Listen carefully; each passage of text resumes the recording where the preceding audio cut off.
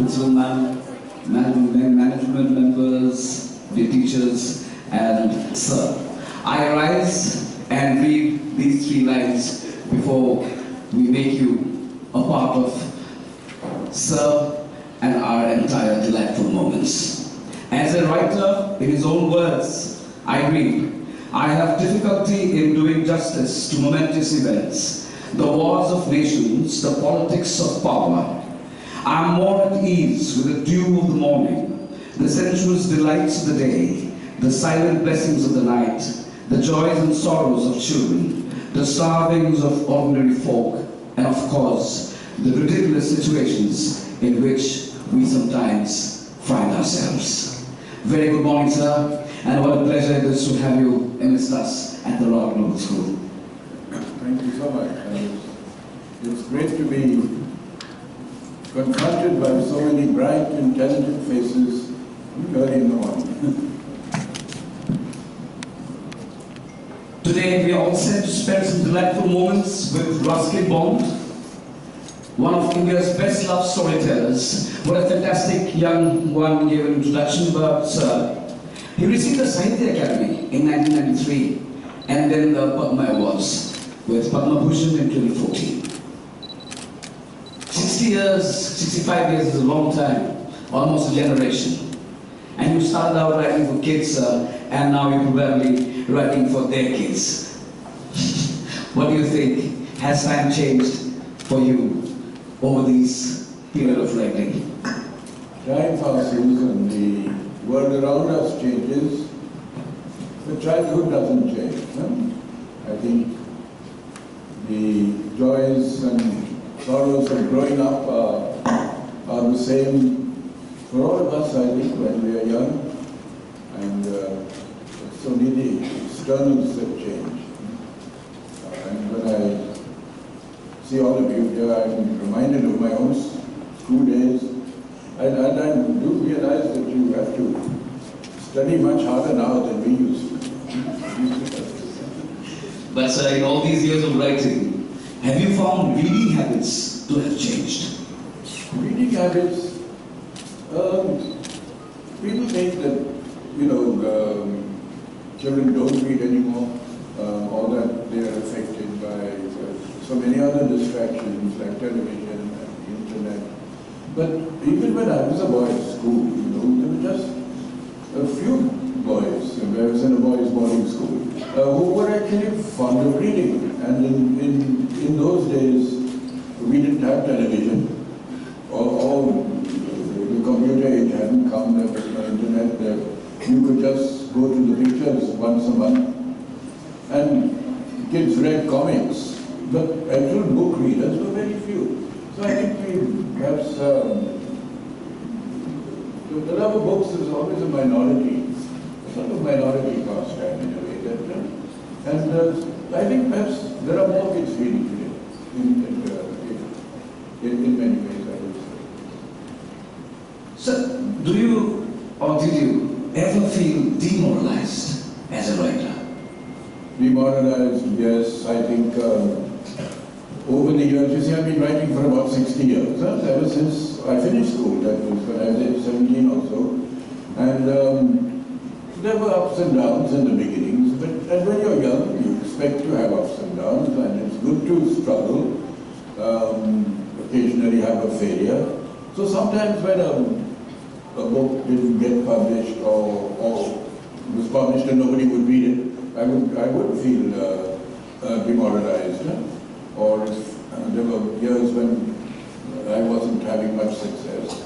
So you have to, in a way, learn to cope with disappointment. And if you really want to do something in life and achieve it, you must carry on in spite of disappointments, and don't lose confidence in your abilities. So we all know from our high tender years that you've always been a fan of crime fiction. But have you thought of writing some yourself? No, you're right. It's interesting you ask me that, because in fact my latest book, which will be published next month, is crime fiction. It's called That's under the Deodars, and it's my set of murder mysteries. And also because I write humorous stories, so there's a touch of humor in them too. So they're not terrifying. So I understand it's not released, sir, but if you would like to share, are these short stories, murder mysteries, or short stories? It's stories of average length, 3,000 words each, 3,000 and they're set in a hill station, hence the title. That are the Deodars, because the Deodar is a tree that grows in the Himalayas, about 7,000 feet. It's a bit different to the kind of trees you have here, because here in this part of Assam, anyway, I think your climate is more tropical. And so, Room on the Roof, is that your longest novel? Room on the Roof is my first novel, and perhaps there have been one or two of the same length, like this sequel, Vagrants in the Valley, and another called Maharani, which was more of an adult novel. But so it is one of the longer works. So taking you back to Ivy Cottage, would you like to reflect perhaps about your Cambridge book tour on a Saturday evening? And I'm sure all of us here would be surprised and would be intrigued to know your reflections about the Cambridge book tour and the evenings. Well, this is a little bookshop in Missouri where I go on not every Saturday, but when I feel like it. Because it's nice to meet readers sometimes. And a lot of, Missouri being a hill station, it gets a lot of tourists and visitors from other parts of the country. And I certainly have more readers elsewhere as compared to Missouri itself, which is a small place. So it's nice to meet folks from Guwahati. I meet a lot of people from Guwahati. It's amazing the number of visitors we get from here. And you always bring me nice things, especially things to eat. So you can see how well fed I am now. And some visitors come from Bombay, Bangalore, Chennai, all over the place. It's nice to meet them. And when you go to one place, you can meet more people than if you just get the occasional visitor. So this might also help them on thinking as a perspective, if it comes from you. Reading as a habit must be cultivated from a young age. So do you agree or disagree? Yes, yes. The sooner you start reading, the better it is for you from all aspects. You don't have to grow up to become writers. But if you read us from an early age, it's going to give you a tremendous command over language, over the language you read in, whether it's English or whether it's Assamese or Bengali or any other language. The more familiarity you have with it, the better it will serve you in life later on. Because whatever career you go into, the facility you have with language is going to help you. If you become a scientist, you could write scientific books. If you become a doctor, you could write a medical treatise. If you become a businessman, it will help you in your business correspondence. So, a command of language is so vital, not just for writing stories, but for everything you do. On similar lines, sir, in your experience, what does it take to become a good writer? To become a good writer,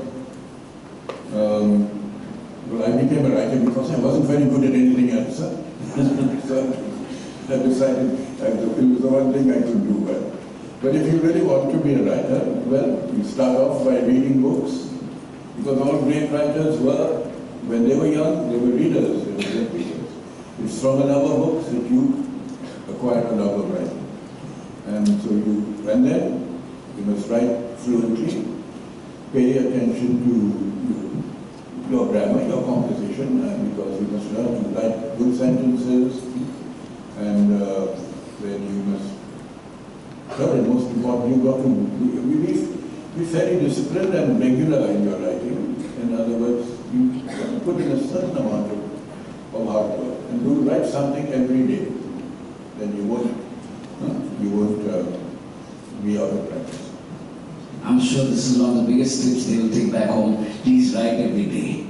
Yes. Even this morning I wrote, though I'm not at home in Missouri, and I got up and before breakfast I wrote 2 or 3 pages, and so that's it. I'm inspired by being in Guwahati. So there you are. You can write anywhere. There's nothing to stop you. So it was just coming. So I always wanted to ask you personally, what's your average day like? And do you have a set writing routine? Well, it's not too strict a writing routine. Because if I wake up in the middle of the night with an idea, I'll switch on the light and jot it down so that it's not forgotten by morning. But otherwise I would usually write a little before breakfast. Because early morning, you don't have any disturbances, all either people or vendors coming and going. And you're usually quite fresh then, so it's a good time to write. And then later in the day I might do more routine work like correcting proofs or correspondence. And then in the afternoon do some reading, read something every day. In the evening I take a walk, and then watch television, keep up with the news, must know what's going on in the world around you. So the day passes, and in winters, of course, the days are shorter, so you probably go to bed a bit earlier. And so while reading about you, we also found out that Ruskin Bond's ideas come when you're lying down. So will you please elaborate on that point? Well, yes, I take an afternoon siesta, and people think that that's the time when you're doing nothing, but it's strange. One does a lot of thinking with lying down too. And also, I've over the years had the habit of recording my dreams. So it's very interesting sometimes if you wake up and you had a vivid dream, note it down, because sometimes those dreams can be turned into stories.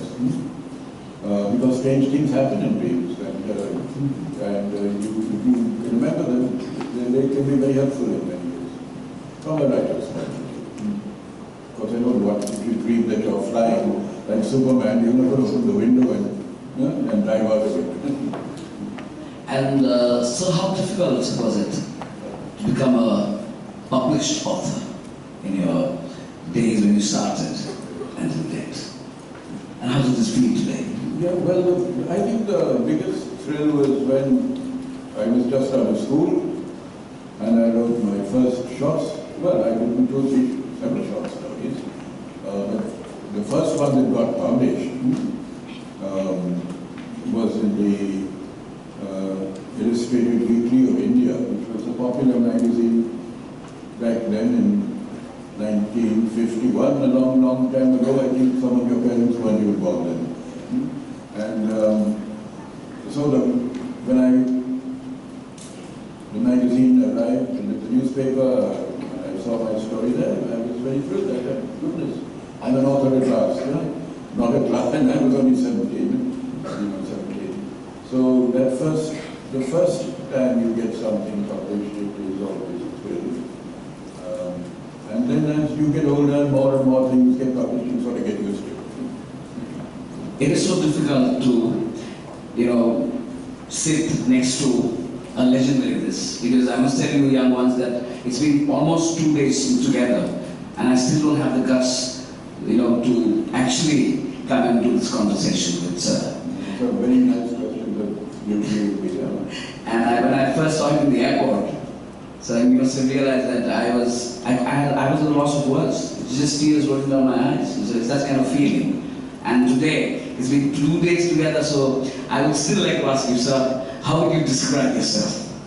How would I describe myself? As a rather portly, chubby man who who likes his breakfast, lunch and dinner.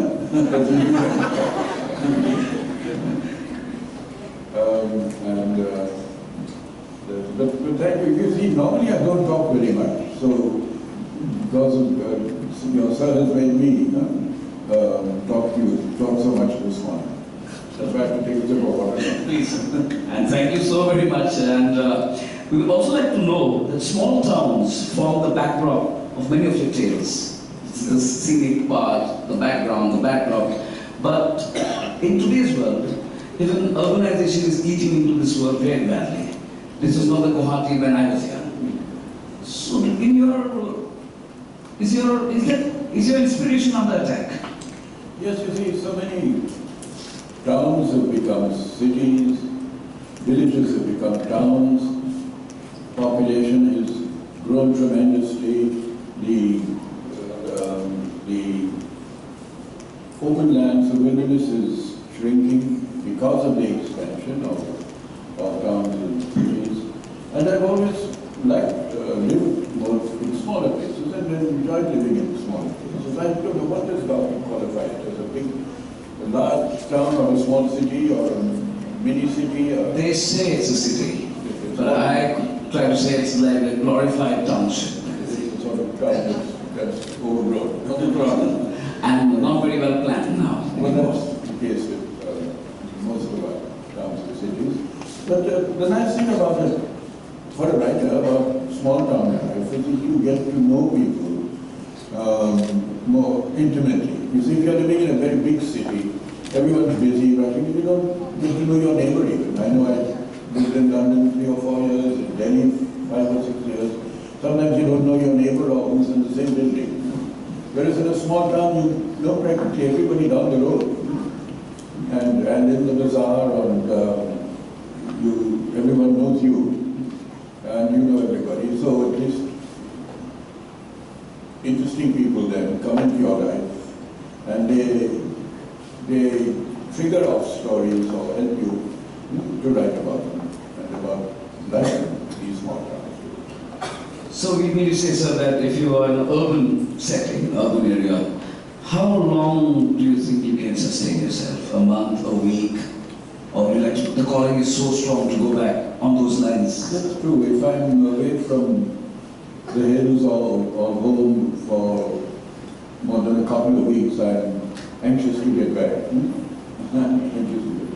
So we will get to stay some more time here. I'm sure you will like Shillong. We'll be going tomorrow. Yes, and I look forward to it because I've read a lot about Shillong, and actually one of my grandfathers was there in the famous earthquake of 1895, remember? And he left a description of it, which I included in a story I wrote. When the lake overturned, Yes. The train went off the tracks, and then elephants went berserk. I would like to be around in Shillong if there was an earthquake, and I hope there never will be one like that. And are you looking forward for any special place, thought, when you go to Shillong, when you're writing up? Well, I've always been interested in trees, forests, the things that grow, and I think it's a well-wooded, and the landscape is very interesting. So I'll be looking out for the forest driven by trees, even any animals that might present themselves, and so anything that's connected with nature, because I'm a nature lover, I'm always trying to live as close to the natural world as possible. And I was wondering, is it okay to request you if you would like to read a poem or a paragraph or something that you would like to share which you remember? I should have brought a book of poems. What do you have here? We have a song list of all your classics. Give me my reading glasses. Are you there? Does anyone have a set of poems with you? Wow. Has anyone got that little book called Hip Hop Nature Boy? Or any book of verse? No, a book of poems, my dear. Anyone on the book of poems? Sir's poems? The small book? What books are here? Or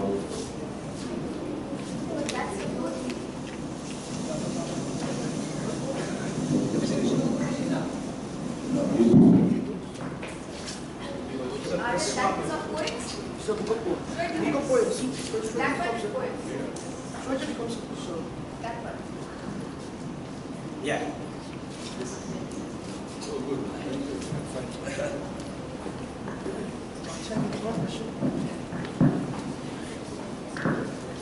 So I put on my Woody Allen reading glasses.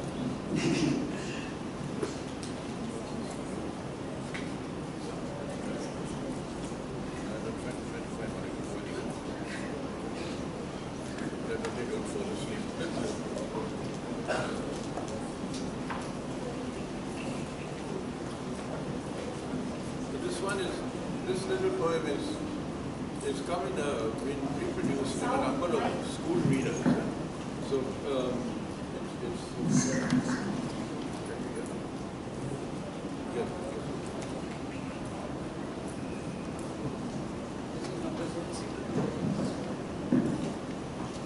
Can you hear me? No.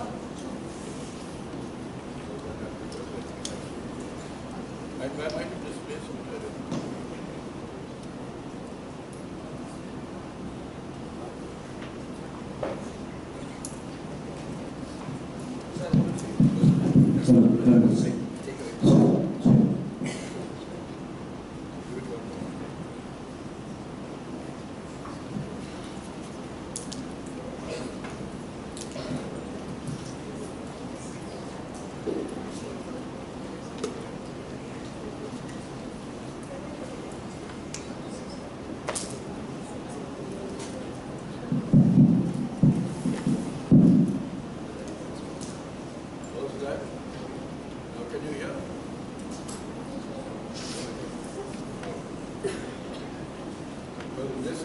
It's called Don't Be Afraid of the Dark. Don't be afraid of the dark, little one. The earth must rest when the day is done. The sun may be harsh, but moonlight never. And those stars will be shining forever and ever. Be friends with the night. There is nothing to fear. Just let your thoughts travel to friends far and near. By day, it does seem that our troubles won't cease, but at night, late at night, the world is at peace.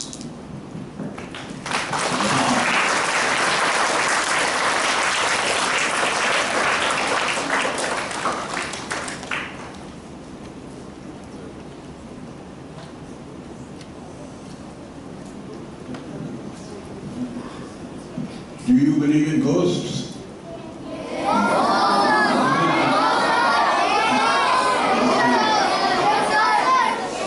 Okay, we know that you believe.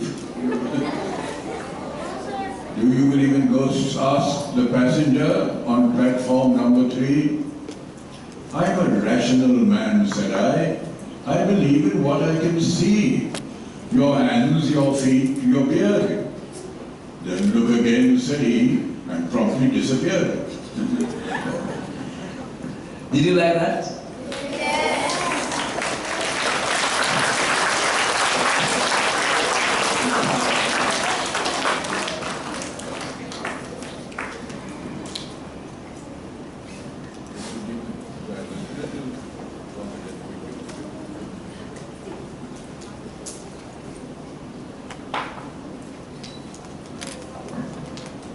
This is a funny one about my exploits as a driver.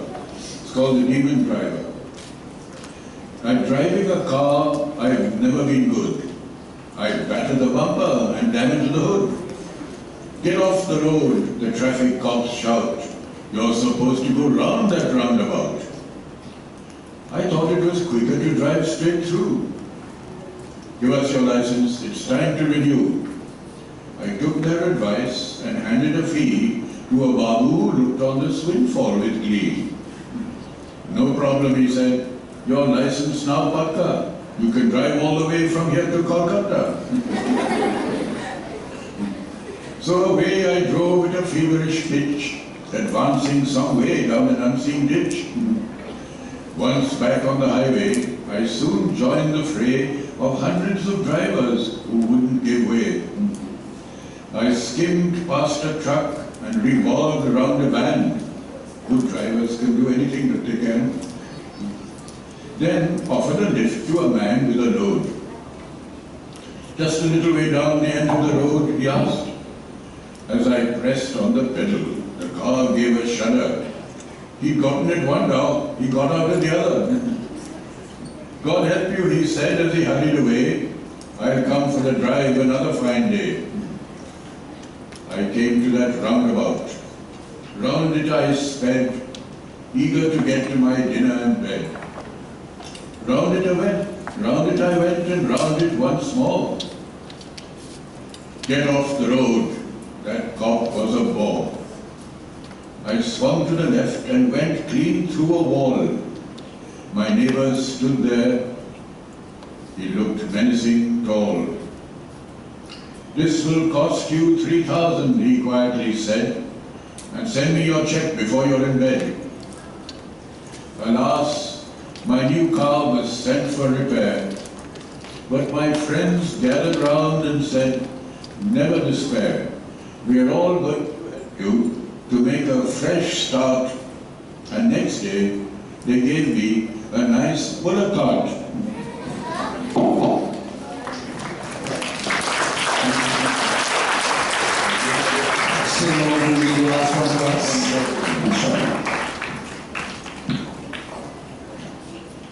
We must love someone.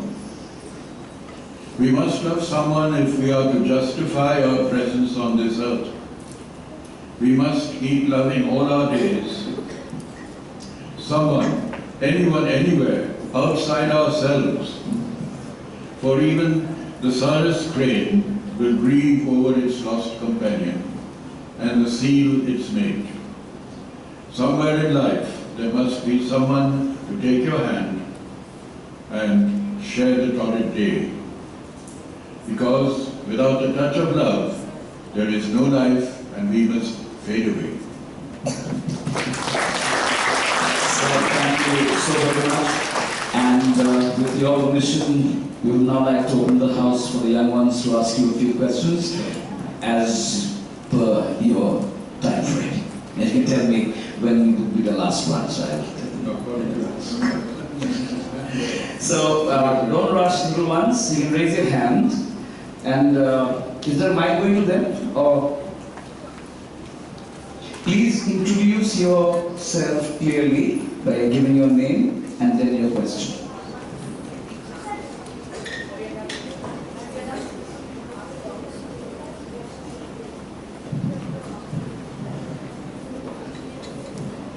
My name is Priyana Goswami and I am reading class 4A. Sir, I want to ask you one question. Sir, when you wrote your first book? When did I write my first book? Well, that would have been when I was 17. It was about around 1952, I think. 1952, around that time, yes. And it was published a couple of years later. It took me some time to get a publisher. So that was just a year after I left school. And it was set in Dehradun, where I spent a year before going off to England briefly. And when it was published, I came back to India and began writing a lot of stories then for magazines and newspapers. And I used to write about 5 or 6 stories a month. And well, I can still do 2 or 3 a month. Good morning, sir. My name is Riddhi Shankar. I wanted to ask you, how many books have you published? You wanted to ask me? What was it? Oh, how many books? Now, actually well over 100, must be around 150. But some of them are short books because they're maybe short children's books. And some are books I might have edited and compiled. But in my books that come out under my name, well, a good 150. But then that makes, you see, I've been writing for over 60 years, so if you take 2 or 3 a year, then that's how they want up. Sir, my name is Yuri Bachchan. Sir, I wanted to ask you, why did you start your career? Sir, why did you start your career as a writer? Thank you. Why did Why did you start your career as a writer? Oh, how did I start my career as a writer? Please, sir, we want to figure out why did you choose to become a writer? Okay, well, as I said, because I was so